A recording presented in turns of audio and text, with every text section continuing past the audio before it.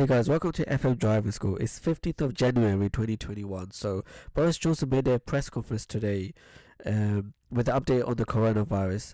As your instructor, I was particularly looking at the dates as to when the lockdown might end and how it might affect our driving lessons and our driving tests. Of course, we have to look at the safety aspect, the amount of people passing away. So obviously the government has been talking about that, as well as the effect on the NHS. But just for my viewers, we're trying to find out a date that we can possibly start to drive again or do a theory test. So the only thing I really picked up was, let me show it to you. Let me see if I can find it here. Which was the announcement that the lockdown won't just end suddenly. So we got full lockdown right now. The next day or whenever it opens up, it won't just end suddenly. There'll be a phase or easing out of the lockdown, meaning there might possibly be tier systems again.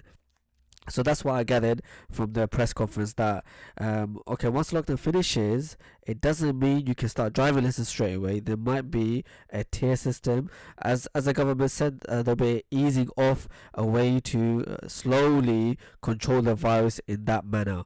So that's what I gathered. In terms of a day, they've already said there's a travel corridor now. Here we go. And this is all travel corridors will close from 4 a.m. on Monday.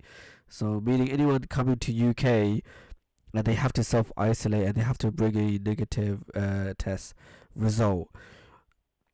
And that's going to be in effect for a whole month. So 15th of February is when this particular regulation ends.